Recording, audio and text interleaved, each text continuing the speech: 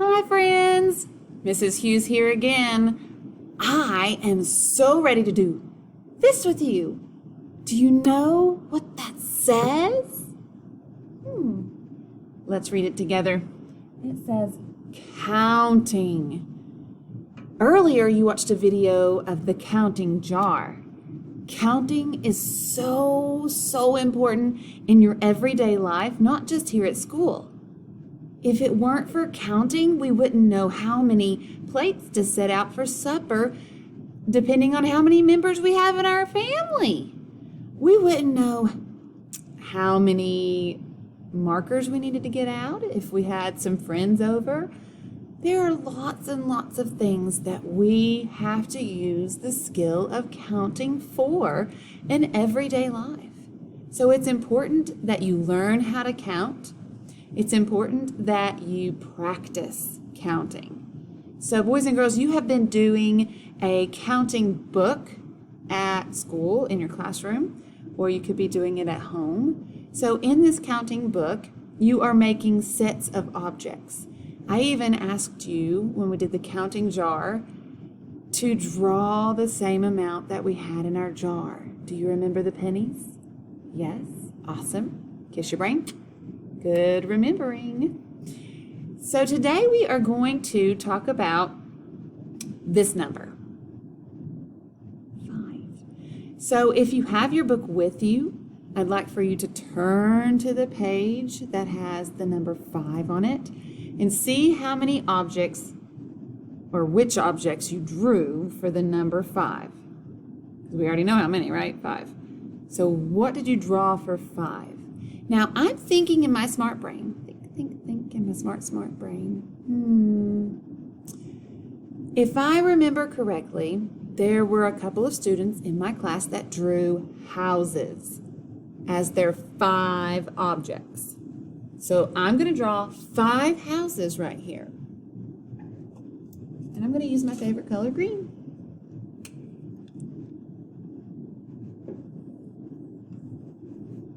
Can you see that? Okay. 1, 2,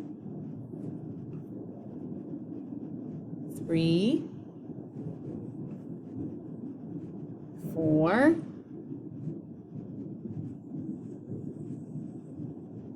5 houses. We need to scoot it that way a little bit. There we go. Sorry.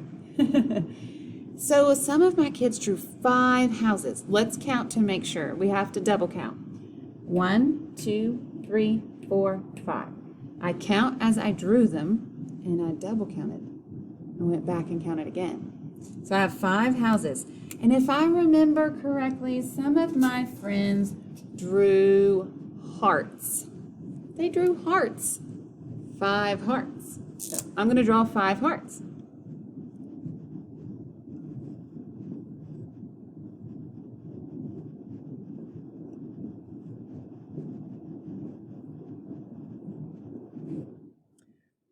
Five hearts. So these are some different ways that my students showed the number 5, the amount of 5. So I want you to tell me,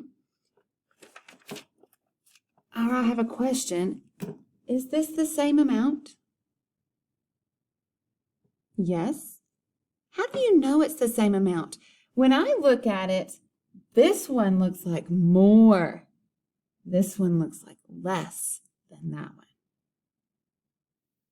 How could we figure out if the houses were the same amount as the hearts? Okay, yes, we could count them. And we counted the houses. How many houses did we make sure that they were there? We double counted. We counted again. There were 5. We didn't double count the hearts, did we? So let's make sure. 1, 2, 3, 4, 5. Let's double count. 1, 2, 3, 4, 5.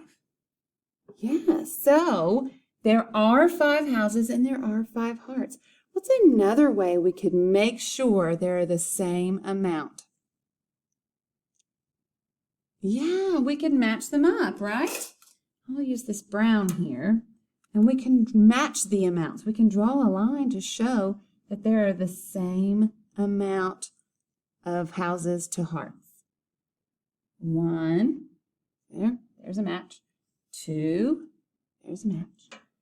3, 4, and 5. Are there any left over of hearts? No. Are there any left over of the houses? No. There's the same amount of hearts and houses. And the fancy word for that is equivalent. Ooh, you try that word. Equivalent. Yeah, it's an equivalent set. It's the same amount. Boys and girls, great work today on working on counting. Thank you for talking with me about your counting books. I want you to look at your page for number 5 and think about your objects that you drew. Were they bigger like the houses or smaller like the hearts? Sometimes you can't look at size and how long the line of objects are to match to another set because it could just be a smaller picture. And it still is the same amount even though the houses are bigger than the hearts. So we have to make sure we count and double count. See you later, boys and girls.